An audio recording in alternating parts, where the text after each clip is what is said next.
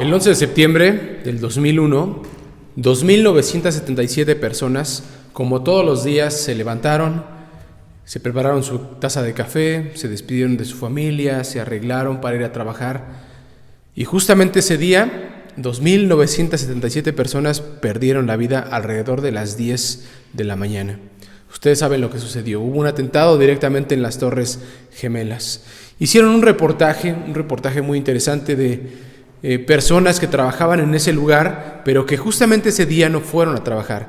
Y en la entrevista decían algunos: pues yo no fui a trabajar porque ese día tuve problemas con mi pareja, me peleé, tuve una discusión y decidí no ir a trabajar. Algún otro decía: había mucho tráfico, ese día encontré mucho tráfico, más de lo habitual, y no pude llegar a mi trabajo. Algunos otros decían cosas tan curiosas como: yo no encontré las llaves de mi casa y por esa razón pues no pude salir de ella y entonces me quedé en mi casa. Todas ellas tenían un patrón en común. Decían: gracias a Dios por un día que, a pesar de que ese día fue muy malo, estuve muy enojado, estuve muy estresado, doy gracias porque en realidad estas pequeñas cosas permitieron que yo hoy estuviera con vida. Una cosa increíble. Que tú estés al filo de la muerte y de repente veas cómo eres salvado de morir, debe de cambiarte la vida, debe de cambiarte la forma en la que piensas, en la que ves el mundo, debe hacerte un cambio radical. Justamente el Salmo 34, que es el que vamos a estudiar el día de hoy, el sentimiento que tiene el rey David al escribir este salmo es este. Él dice: gracias, Señor, porque tú me salvaste. Déjenme darles un poco de contexto acerca de este salmo. El salmo se escribe justamente en el tiempo en el que está 1 Samuel 21. El rey David estaba huyendo justamente de Saúl, entonces iba de un lugar, iba a otro, y luego a otro, y luego a otro, iba huyendo del rey Saúl, ¿no? Porque de repente él llegaba a un lugar y el rey Saúl se enteraba y él venía, y entonces él tenía que huir, y luego lo seguía y tenía que huir, y lo seguía y así venía.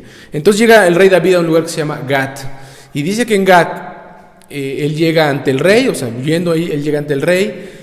Gat era una ciudad filistea, y llega a este lugar. Y de repente los soldados del rey de este lugar lo identifican y dicen: este es de aquel que se cantaba: Saúl mató a 1000 y David a sus 10,000. Este es David, decían ellos, ¿no? Dice la palabra de Dios, 1 Samuel 21, que el rey se entera que él es David. Y entonces dice David: yo tuve miedo, porque recordemos que este canto de Saúl mató a 1000 y David a sus 10,000 fue justamente cuando él empezó a acabar con el pueblo con los filisteos. Y justamente él estaba en un pueblo filisteo. Entonces dijo: aquí me van a matar, aquí voy a morir. Dice la Biblia que cuando está el rey frente a David y lo identifican los soldados diciendo que él es del que se cantaba este canto, dice que él, de manera inteligente, dice: voy a actuar como loco. Y entonces empieza, dice que a rayar las paredes, a comportarse como loco, deja escurrir la saliva de su boca y empieza a hacer un montón de locuras, de tal manera que el rey dice: ¿y este loco qué? ¿Por qué me traen un loco más? Si aquí no tenemos muchos locos en la ciudad, ¿por qué te quiere uno más? Y dice la Biblia que dice: llévenselo de aquí a este loco. Y de esa manera David es salvado de la muerte. Y entonces él escribe el Salmo 34. Este Salmo 34, que justamente es un salmo de agradecimiento a Dios. Vamos a ponerlo en manos de Dios. Vamos a orar antes de empezar con el estudio de este salmo. Vamos a orar. Padre, gracias porque, Señor, tu palabra siempre nos enseña, nos muestra, nos da la practicidad para poder vivir, nos motiva y nos empuja para vivir bien, Señor. Yo quiero suplicarte que en esta mañana hables a tu pueblo, a tu iglesia Nueva Vida, Padre. Uses mis labios, mi boca, de tal manera que lo que yo exprese, Padre, sea algo que tú tienes preparado para tu pueblo. En tus manos lo dejamos, Señor. Te lo pido en tu nombre, en el nombre de Jesucristo. Amén. Todo lo que ocurre en esta vida, entendamos lo que queremos muy claritos, es voluntad de Dios. Todo lo que ocurre es voluntad de Dios. Si algo está pasando en el mundo es porque Dios así lo está permitiendo. Si algo no pasa en el mundo es porque Dios así lo está permitiendo. Si algo pasa en tu vida es porque Dios lo permite. O si algo no pasa es porque Dios dice: no, esto no va, no va. Así empieza el Salmo 34. Dice: bendeciré al Señor en todas horas. Mis labios siempre lo alabarán. Yo me siento orgulloso del Señor. Óiganlo, alégrense hombres humildes, alabemos juntos y a una voz la grandeza del nombre del Señor. David estaba muy contento porque acaba de salvarse su vida. Dice, Dios me salvó la vida, y por eso empieza a alabar a Dios. Es muy normal que cuando a uno le salen las cosas bien, esté contento y empiece a comportarse de una manera pues efusiva, alegre. Es lo que le pasa al rey David. Y por eso dice, bendeciré al Señor en todas horas, mis labios siempre lo van a alabar. Yo me siento muy orgulloso del Señor. Óiganlo todo mundo, dice, hombres humildes, óiganlo. Alabemos juntos y a una voz la grandeza del Señor. Cuando entendemos que Dios tiene el control de todas las cosas, de todo lo que ocurre en el mundo, es muy fácil que tú puedas alabar a Dios. Porque mira, tú te quitas de la cabeza, te quitas del corazón esta idea de que no me están saliendo bien las cosas, de que tal vez Dios no, o de que tal vez no tengo buena suerte. No. Cuando tú entiendes que Dios tiene el control de todas las cosas, es muy fácil sentirse bien. Porque aún las cosas que parecieran malas, que a nuestra óptica pudieran parecer malas, en realidad son cosas que Dios está permitiendo por una razón. Y cuando tú entiendes que eso sucede, entonces puedes descansar, puedes estar tranquilo. Porque dice la palabra que las cosas que Dios hace son para nuestro bien y no para nuestro mal. Dice la palabra a fin de darnos un futuro lleno de esperanza. Dios tiene el control de todas las cosas. Hablábamos hace unos salmos de que Dios también contesta las oraciones. Nos queda muy claro que Dios recibe las oraciones. Dice su palabra en Apocalipsis que cuando tú oras, a Dios le llega como un olor fragante, como este humo que sube del incienso, y dice que hay un espacio reservado para las oraciones de los justos. Y cuando habla de los justos, habla del pueblo de Dios. Entonces dice que ahí están las oraciones que hacemos y le llegan a Dios como un olor grato. David dice la palabra en el Salmo 34 que él está muy agradecido, pero está muy agradecido por una razón, y esta razón es porque Dios escuchó su oración. Déjenme leerles el Salmo 34, versículo 4 al 10. Recurrí al Señor, dice David, y Él me contestó, y me libró de absolutamente todos mis temores. Los que miran al Señor, dice David, quedan radiantes de alegría, y jamás se verán defraudados. Este pobre, dice David, gritó y lo oyó el Señor y lo libró de todas sus angustias. El ángel del Señor protege y salva a los que honran al Señor. Fíjense la invitación que hace David. Prueben y vean que el Señor es bueno. Feliz el hombre que en Él confía. Honren al Señor los consagrados a Él, pues nada falta a los que lo honran. Los ricos se vuelven pobres y sufren hambre, pero los que buscan al Señor nunca les faltará ningún bien. Fíjense lo interesante que dice David. Dice, yo recurrí al Señor, este pobre clamó y Dios me oyó. No solamente me oyó, sino que además me libró de todos mis miedos, de todos mis temores. Es muy curioso esta palabra porque justamente en este tiempo la gente está teniendo miedo, está viviendo con miedo, con temor. Temor a la enfermedad, temor a la falta de salud, temor a temas económicos, temor a temas políticos. De repente la gente vive con mucho miedo. Y justamente la palabra de Dios nos enseña que tú quieres vivir libre de miedo, acude al Señor. No hay otra palabra, no hay otro lugar, no hay otra cosa que te pueda quitar el miedo que recurrir a Dios. ¿Quieres vivir en paz? Recurre al Señor. Esa es la única manera en la que vas a poder sentir paz. Y David dice, prueben y vean. Para aquellos que nos ven y tal vez no conocen a Dios y no saben lo que significa y han escuchado de Dios, pero no están seguros de ello, yo les hago la misma invitación que hace el rey David. Prueben y vean que el Señor es bueno. Feliz el hombre que en Él confía. Dice una canción de Marcos Vidal, si realmente existe un Dios, será importante encontrarle, será importante conocerle. Si realmente existe un Dios, vale la pena encontrarlo. De verdad que sí. Los que buscan al Señor, nunca les faltará ningún bien, nunca. Dice la palabra de Dios, he visto a los justos y he visto a sus hijos y no he visto que ninguno de ellos esté mendigando pan, ninguno de ellos, porque el Señor bendice y el Señor provee. Me acerqué a Dios, Él me contestó y me libró de todos mis temores. Feliz el hombre que en Él confía. Dice el Salmo 34:8 esta parte: feliz el hombre que en Él confía. Hermanos, la Biblia, hermanos, amigos, conocidos, familiares que nos escuchan, la Biblia es un libro muy práctico. De repente hay personas que piensan que es un libro muy aburrido o que no sé, que no le entiendo, ¿no? Que hay pasajes que no sé de qué está hablando este pasaje, ¿no? Pero la realidad es que la Biblia es un libro muy práctico. Para la vida es un libro muy, muy útil. Te enseña cómo vivir y cómo vivir bien. Tiene enseñanzas muy, muy útiles. Y una de esas enseñanzas muy prácticas que tiene la Biblia, voy a enfocar al Salmo 34, que es el que estamos estudiando, está en el versículo 12 al versículo 14. Fíjate lo que dice este pasaje. ¿Quieres gozar de la vida? ¿Quieres vivir mucho tiempo? O sea, ¿quieres vivir mucho tiempo y quieres vivir bien? Te va a decir la Biblia cómo lo puedes hacer. Te va a dar 6 tips que tú puedes seguir para gozar de la vida y para vivir mucho tiempo. Número 1, refrena tu lengua de hablar mal. Número 2, nunca digan mentira tus labios. Número 3, aléjate de la maldad. Número 4, haz lo bueno. Número 5, busca la paz. Y número 6, una vez encuentres la paz, sigue por ese camino, síguela. ¿Quieres gozar de la vida y vivir mucho tiempo? Desglosemos un poquito esto. Número 1, refrena tu lengua de hablar mal. Hay 2 palabras que decimos mucho y se repiten en la Biblia: bendecir o maldecir. Tú puedes hablar con tus labios cosas buenas, decir cosas buenas de los demás, o puedes decidir decir cosas malas de los demás. Puedes bendecir o maldecir. Pues la Biblia siempre nos hace la invitación a que tú te inclines a bendecir a los demás.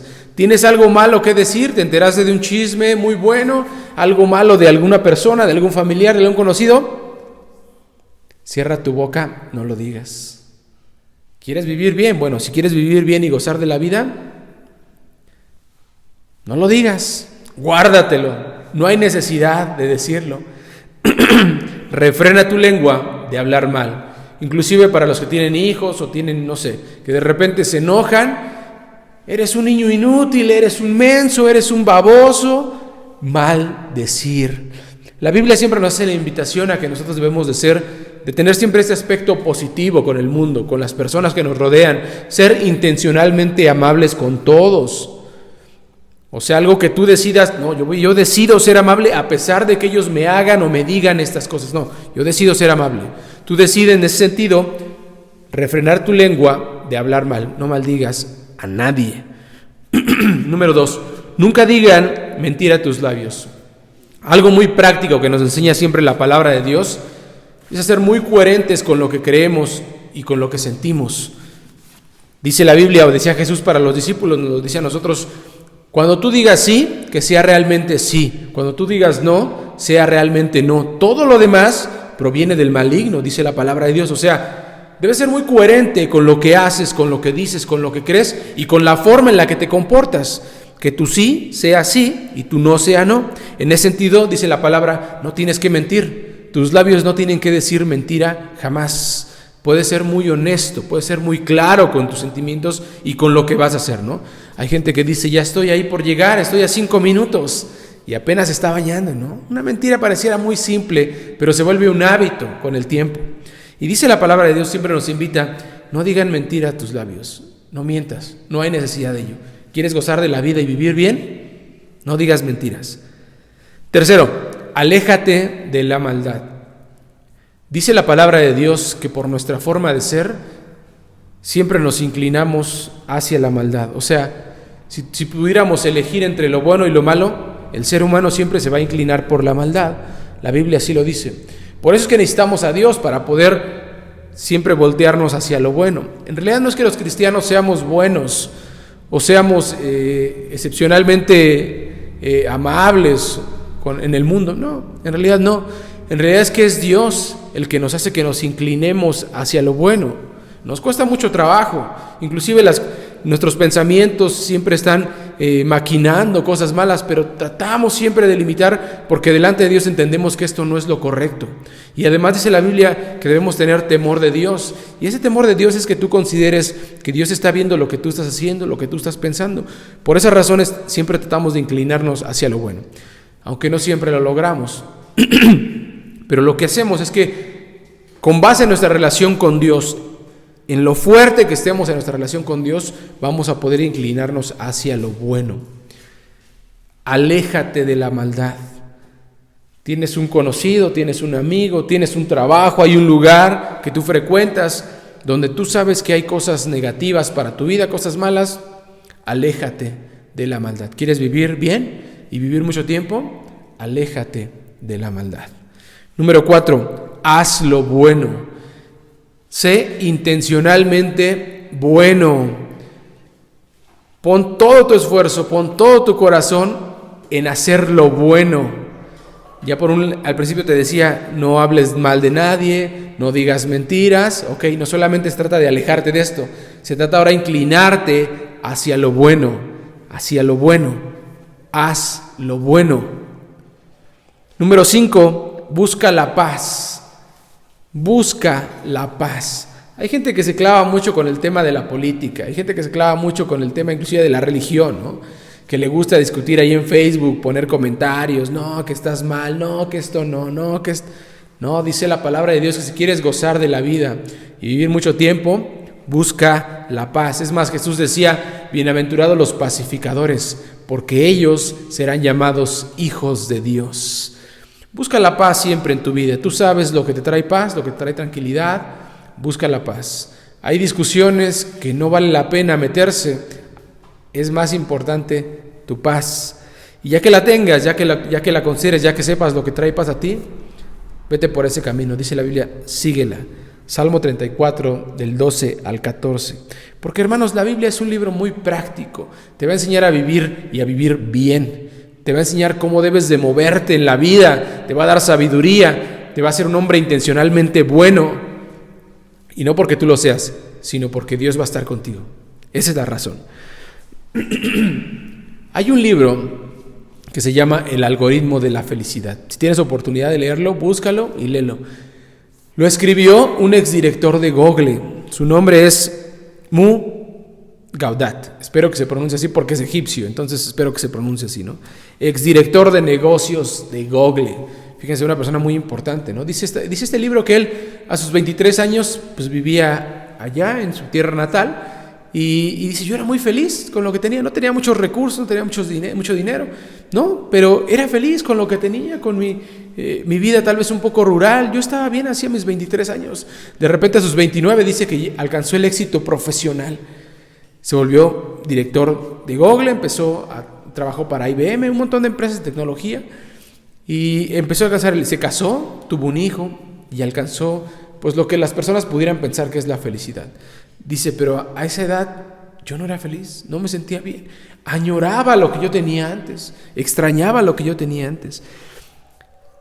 Para no hacerles muy largo el libro, léanlo si tienen la oportunidad de leerlo, está muy bueno. Dice, la felicidad, él lo resume de esta manera, la felicidad está influenciada por la perspectiva que tú tienes de vida y por tu realidad, por lo que tú vives. Déjame ponerte un ejemplo, para no meterme en muchos tecnicismos. Te doy un ejemplo. Todos quisiéramos tener un cuerpo esbelto, delgado, fuerte, o sea, vernos bien, ¿no? Yo creo que todos queremos. Uno de los traumas más importantes de este siglo y de este país es la obesidad. Todos quisiéramos tener un cuerpo delgado, ¿no? Este es como el top, este es lo que aquí queremos llegar. Pero comemos mal, no comemos a nuestras horas, no hacemos ejercicio. Nuestra realidad está aquí y nuestra meta está aquí, nuestra visión está aquí.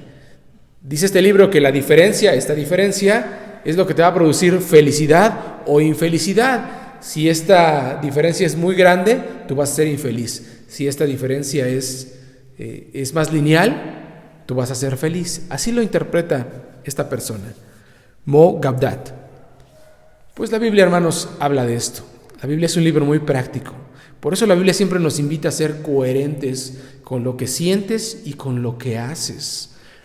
Si entendiéramos, hermanos, Dice la palabra que nuestro cuerpo es templo del Espíritu Santo. O sea, el Espíritu Santo habita aquí, se mueve aquí, habla por tus labios, se mueve por tus pies, acciona por tus manos. Si entendiéramos esto y entendiéramos la importancia de cuidar nuestra salud, pudiéramos cambiar nuestra mentalidad. La Biblia es un libro muy práctico y el Salmo 34 es uno de los libros más prácticos o de los capítulos más prácticos que hay. Por eso la Biblia insiste en este tema, ¿no? ¿Quieres gozar de la vida y vivir bien? Pues entonces haz estas cosas.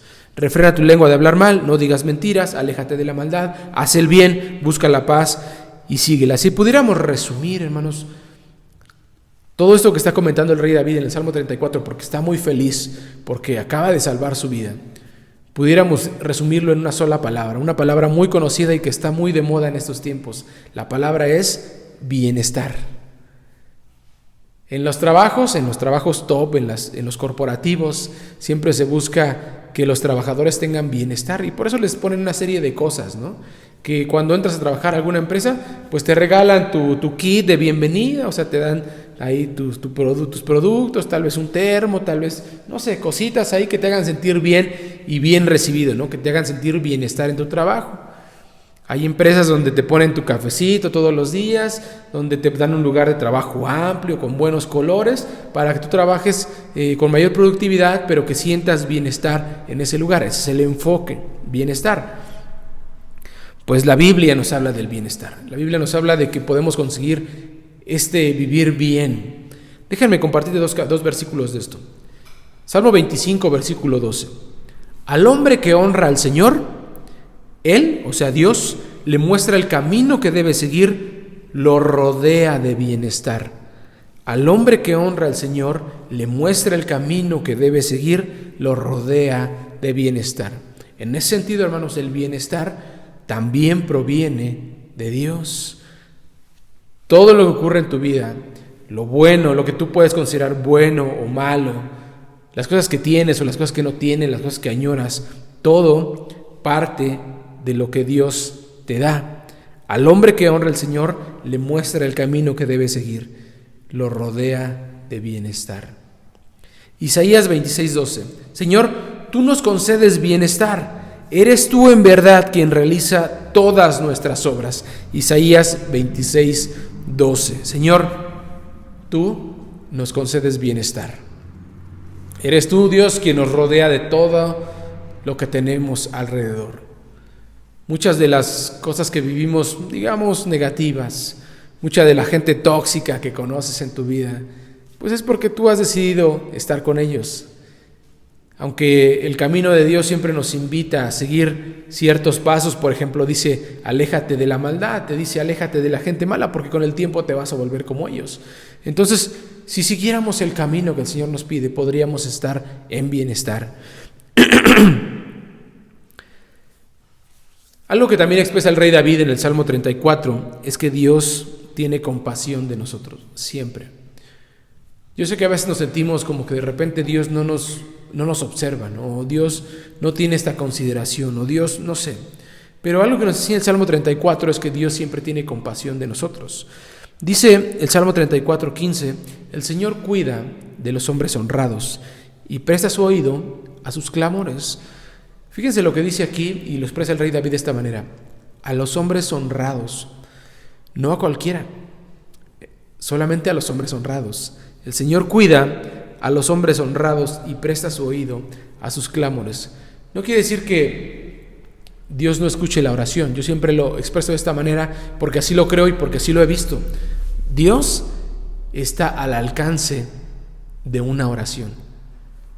Si te has alejado de Dios, tú doblas tus rodillas y expresas tus sentimientos delante de Dios y Dios se acerca a ti. Dice la palabra en Malaquías, en Zacarías, en Santiago: acércate a Dios y Él se acercará a ti. Búscalo. Pero dice la palabra también que Dios cuida a los hombres honrados. A los que han decidido seguir un camino de maldad, Dios los deja. No quiere decir que Dios no permita eso, que no tenga el control. Lo que dice es en realidad que los deja. Así como una oveja cuando la ves que se va por un camino y tú la más la estás observando desde lejos, sabes que se va a caer, sabes que se va a golpear y decides dejarla. ¡Pum! Como los niños chiquitos, ¿no? Que le dices, no hagas esto porque te vas a caer, y de repente ves que va en el camino y lo dejas y se cae y empieza a llorar. Lo agarras, te dije. Eso es lo que hace Dios, pues. Dios permite de repente que tú te caigas porque estás haciendo un camino equivocado. Vas por un mal camino. Salmo 34, 19. El Señor está cerca para salvar a los que tienen el corazón hecho pedazos y han perdido la esperanza. Mucha gente en este tiempo se siente muy defraudada, pues de los políticos, muy defraudada de la vida, porque no le ha ido bien. Se ha sentido muy mal con la vida que está llevando.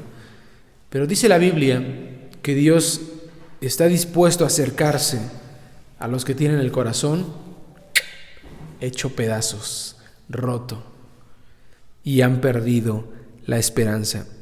Dios, hermanos, es un Dios de amor. Así lo expresa siempre la Biblia. Si pudiéramos resumir la Biblia, siempre es Dios acercándose al hombre. Jamás es al revés, el hombre buscando a Dios. No. Aunque lo intentamos aunque de repente queremos estar cerca de Dios, la realidad es que es Dios acercándose al hombre. Quiero terminar, hermanos, con este pasaje que a mí me encanta porque es el pasaje donde Dios nos muestra la amorosa relación que tiene con nosotros. Es el sentimiento que tiene Dios hacia ti, hacia la humanidad. Y lo tiene así y lo demuestra así porque es muy coherente Dios con lo que hace y con lo que dice. Tan es así que envió a su Hijo a morir por nosotros. No hay una mayor manifestación de amor que esta. Dios muriendo por nosotros. Isaías 43:4 dice, grábate estas palabras: te aprecio, eres de gran valor para mí, yo te amo. Te aprecio, eres de gran valor para mí, yo te amo. Son palabras de Dios hacia ti. Cuando tengas oportunidad, lee con calma el Salmo 34. Un hombre que fue salvado de la muerte y un hombre agradecido con Dios, porque Dios respondió de una manera inmediata a su oración y de una manera favorable. Acércate a Dios. Dios te bendiga.